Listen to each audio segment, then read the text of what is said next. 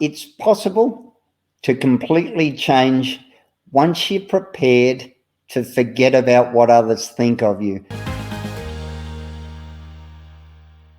I am so appreciative to introduce Michael Ray as the second guest of my It's Possible Conversation series.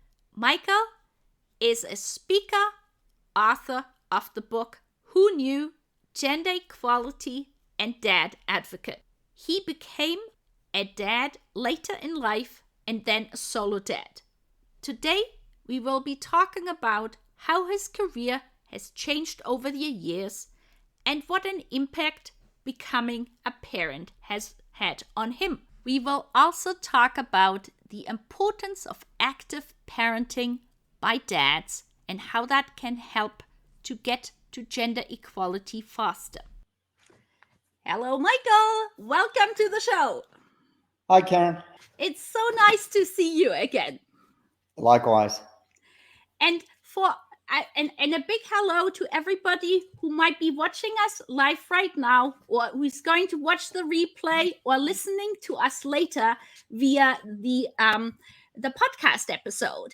And there might be people who do not know you yet. And so I have started to ask my guests here on the special It's Possible for the Canada Career Month conversations to introduce themselves with 5 facts according to the Working Out Loud method. And so could you please introduce yourself with 5 facts, Michael?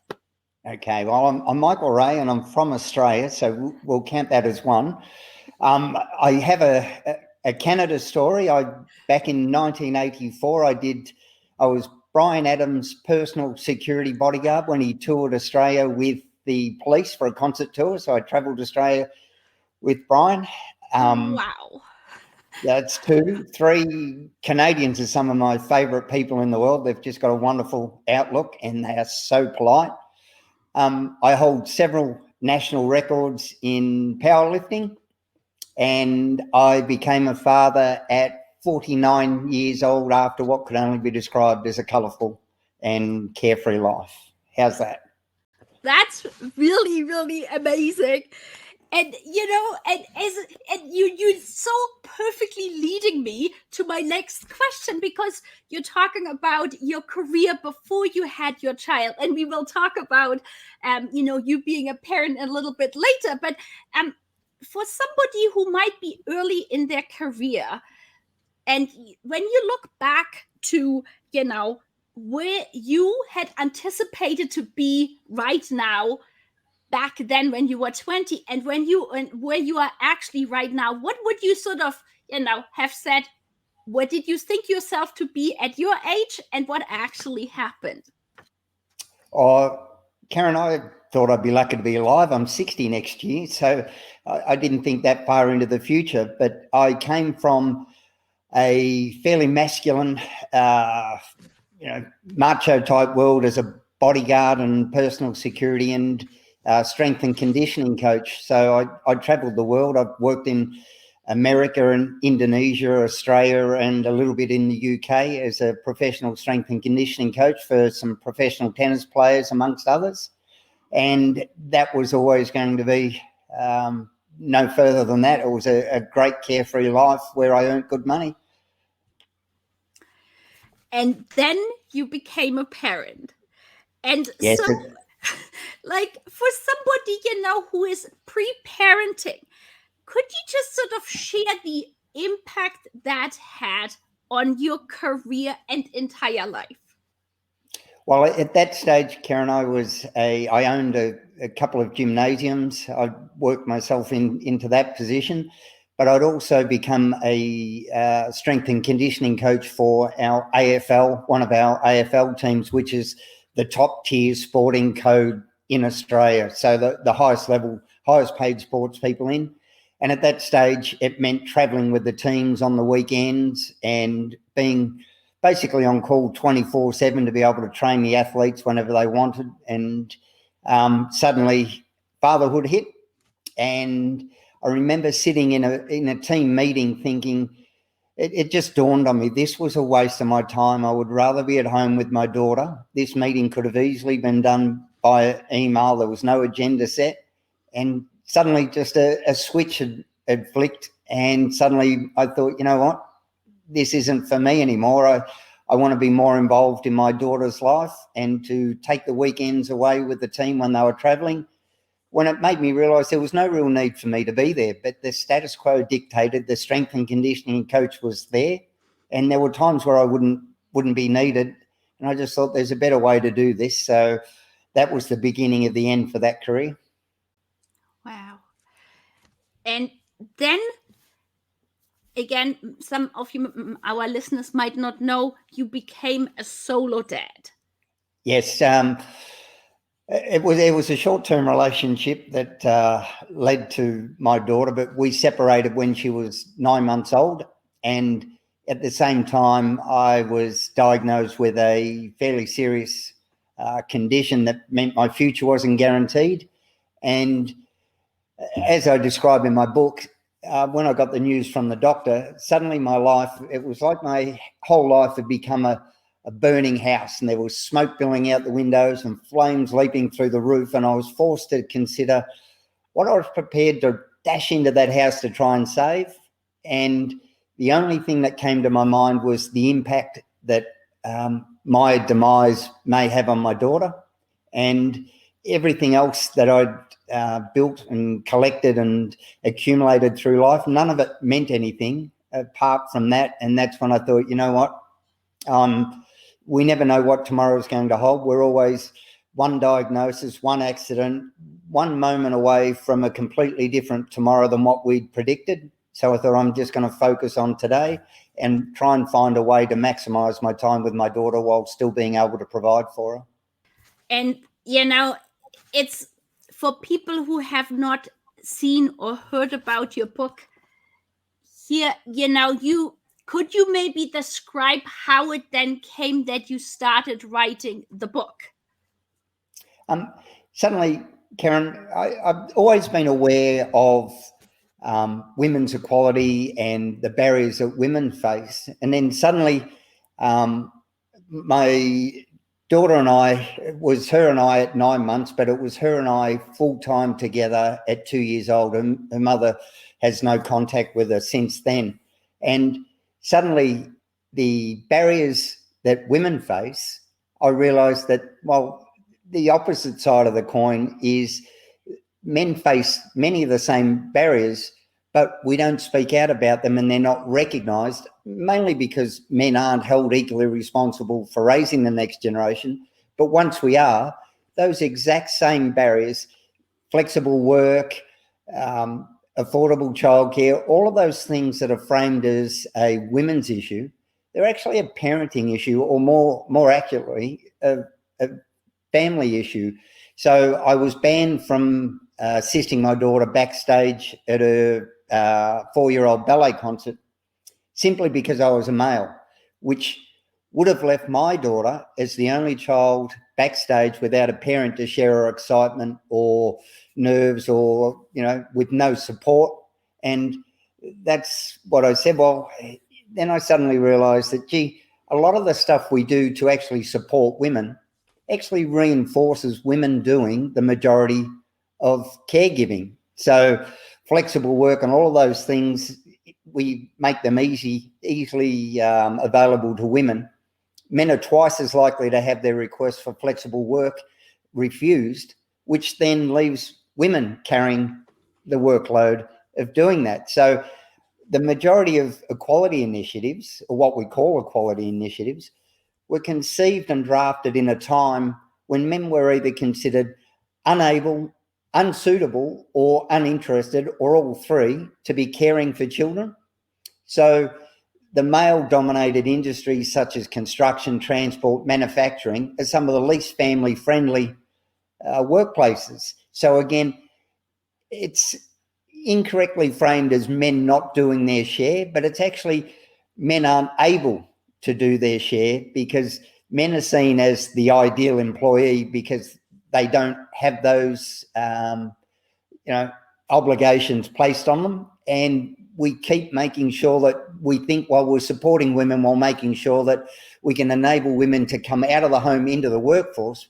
but without an equal focus on men being able to come out of the workforce and into the home, it just adds more pressure onto women. So now you can have a career and care for your children, because we've enabled men to have a career, but we haven't enabled them to care for the children. So we've just heaped more onto women in a well-meaning way of, it was good effort, but we didn't consider the consequences, the unintended consequences of doing it.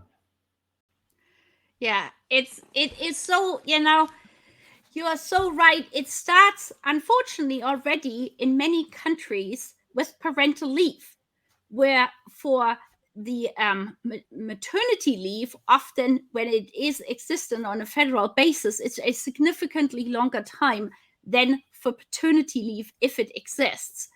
And as many studies have shown, it's so important to have dads involved right from the get-go. And so in your book, you describe, and we were talking earlier, I was trying to find the most perfect quote from the book, but it's like, who knew? For people who have not seen the book, I highly recommend it. And basically, I feel the reason I couldn't find a perfect quote was because so many things you describe are just so not just true, but they go from so many different aspects. So we were saying earlier, for people who are listening, who are early in their career, one of the quotes I really, really thought was perfect was that parenting is a skill that one needs to learn. And I think often people underestimate that it indeed is a skill. It's sort of perceived to be, well, anybody, as you just said, can do unpaid care work on top of a full-time job because it's quote unquote nothing. It's a career gap. And so maybe you could share a little bit more about what you have learned being a dad, maybe the skills you have learned, and a little bit more from your book, because it's such a wonderful book reading. Karen, I think we do a great disservice where we think we're doing paying homage to mothers when we have these female fetishized images of motherhood, when we've got maternal instinct and only a mother's love and mother knows best. And it downplays the skill, the hard work, the learning curve that it all is. It's not natural. It's not an instinct, and it's not innate to women, and it's definitely not innate to men. All the way through, my mantra is we need to enable, encourage, and then finally we can expect men to be held equally responsible. Well, enabling means that I know my sister, when she was a teenager, used to get lots of babysitting jobs. Boys don't get that. We're considered, again, well, not quite right. So when, a young girl who's had years of babysitting experience, she gains that confidence. Because we men grow up in this world that says only a mother's love and all the rest of it, we think there's a secret sauce. I know I did. So I would just, it's natural. Well, it's not natural. It's hard work and it's a learning curve. Now, as men, we love to acquire skills and talents. We go off and we do technical courses and we work with our hands. Parenting's no different. So I went off and I read a bit. Some of it made sense, but because I came from a coaching and empowering my athletes and asking them the questions, parenting was no different. But then I found organizations, I thought, gee, some of the best coaches and leaders I've worked with, their approach was exactly the same as good parenting. So great leaders and great parents don't hoard power. They're never authoritarian, they're authoritative. We give our goals. This is what we want. This is what we expect. You go off and achieve it. So it's more about asking questions. And I always say, if your parenting isn't questionable, you're not doing it right. And when I say questionable, I mean you've got to ask not only yourself questions, but your child. So my daughter, Charlie, will come to me and she'll say, Dad, how do I do this? And rather than me being the font of all knowledge and telling her, it's, well, how do you think? And she'll come up with something, great, give it a try. Because I wanted to be self-sufficient. just like in business, we don't want to micromanage. It's no good having people employing people and then telling them what to do, because one of the main things with diversity inclusion, and I work with a lot of people in diversity inclusion, they've excluded 50% of their population by thinking that men aren't needed in it. But diversity also refers to situation and circumstance. So not just gender, non-binary, race, all the rest of it. People from different backgrounds all have different approaches and can think of things that we would never think of. So that's why I say to my daughter, Bub, you've got ways of doing things that I could never imagine. So you come up with it. As long as the end result is we get what we want, you do that. And parenting doesn't have to be rigid. And what works 1 month, your child changes, just like the marketplace changes and just like social perceptions change, and suddenly it doesn't work anymore. And I know my mother raised 3 kids. 2 of them turned out okay. One was a bit dodgy. But just when I would give my mother my child and she couldn't settle on it, Mum, come here, like I'll show you what to do. Whereas when I was with my partner, I would always, what should I do? And I would defer to her just because I had that perception and I'd been raised to believe that women just knew how to do it. And until we have an equal amount of people proclaiming and singing in the choir that say women can do anything men can do, which there's an overwhelming amount of people singing that, and rightfully so, but we don't have that same amount of voices singing, and men, apart from breastfeeding and giving birth, can and should do anything that women can do.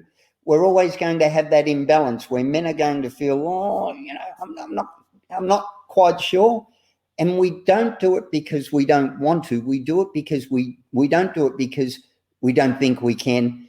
But then also we're ridiculed for it. We have microaggressions. Can't your wife do that? Who wears the pants in your family? And all of these ridiculous old stereotypes that we fall into. It's so interesting. And, just going back where you were saying that basically, kids, young girls were able to practice babysitting. I did a LinkedIn post one time with a poll, and I realized, asking, has anybody ever seen a specific babysitting for boys? And nobody or very few people were aware of this. And I think you're absolutely right. We need to start changing early on the perception. And I'm so appreciative that, with all your work, with your speaking up, with your book, you're really helping to change the perception. And so I'm curious, where do you think in about 5 or 10 years, what do you like to see happen? Karen, until fatherhood is spoken about in the same glowing terms as motherhood, we're always going to suffer that inertia. It's always, and that adds to mum guilt and mum shame. And, until dads aren't considered as second-class parents, nothing is going to change here until we get rid of the gender. And I've worked with some amazing same-sex parents, and they're welcomed. And at the moment here in Australia, 1 in 5 single-parent households are dads. So that one there, that's a single dad. Wow. It is the fastest growing family demographic in Australia, is single-father households, estimated to increase 40 to 65% by our 2041 census. And yet we still don't have change tables in men's toilets. We still, here in Victoria, the first point of contact and the ongoing support hub for new parents is called the Maternal and Child Health Centre. Why isn't it called the parental? And a lot of organisations now, they've gotten rid of, they call it paternity leave or parental leave, but it's still just maternity leave restructured. Now, one of the things I would love to see is to get rid of primary and secondary caregiver, because it has the potential not only to devalue and diminish the relationship between fathers and children, but also between mothers and employers.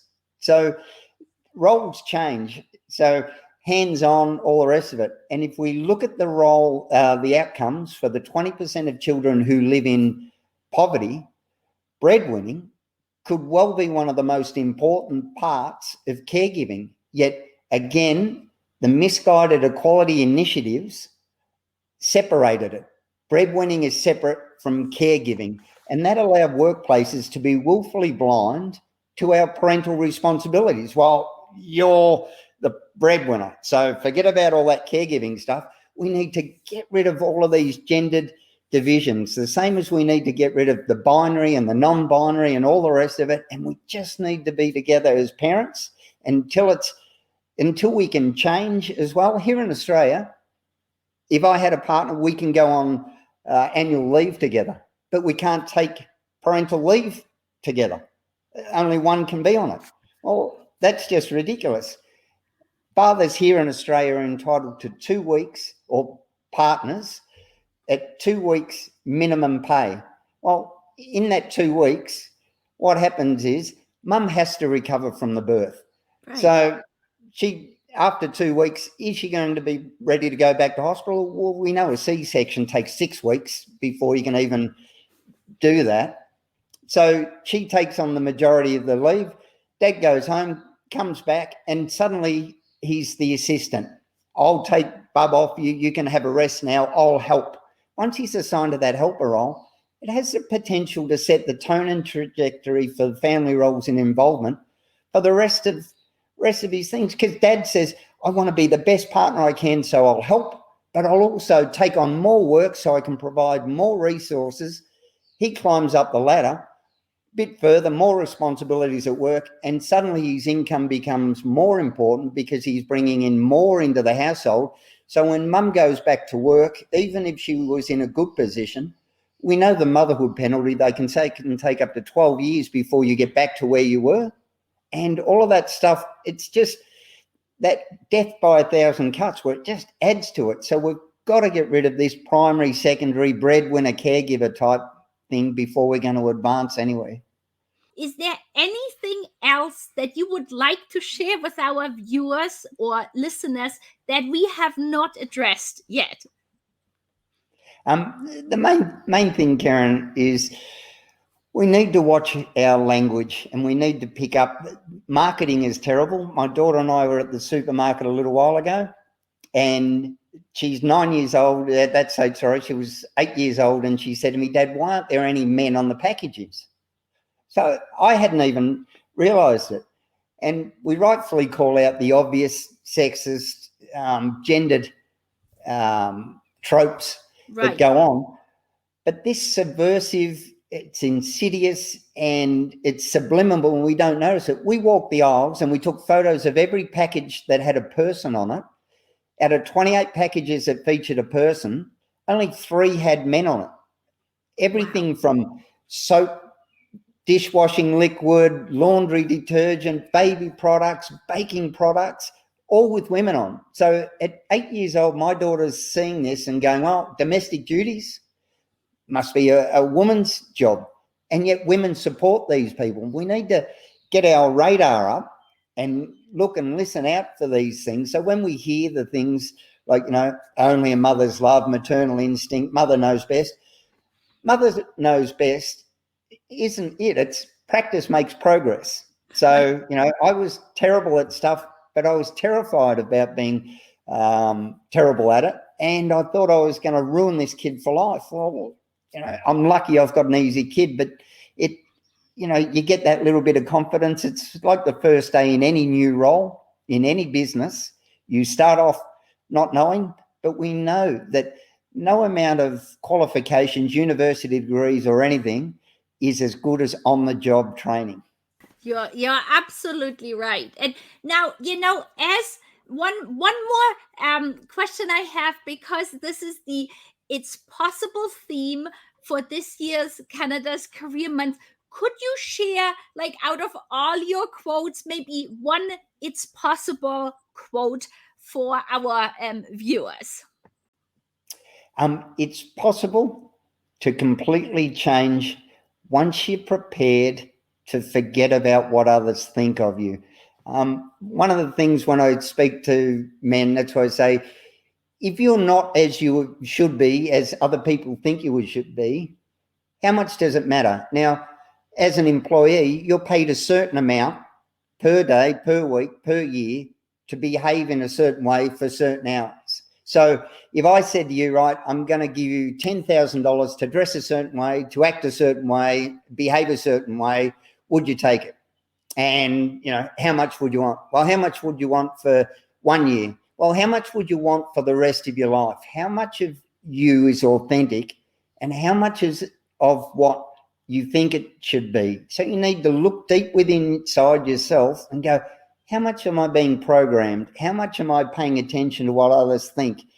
Because I simply can't understand or relate to the mindset that says the most manly, virile, and masculine thing I can do is to sire or father children. Yet if I want to stay home and nurture them and care with them and want nothing more than that, somehow that's a feminine or, emasculating trait. And to those who don't agree with me, that's fine. But I've found what resonates with me, and that's, being with my daughter as much as I can.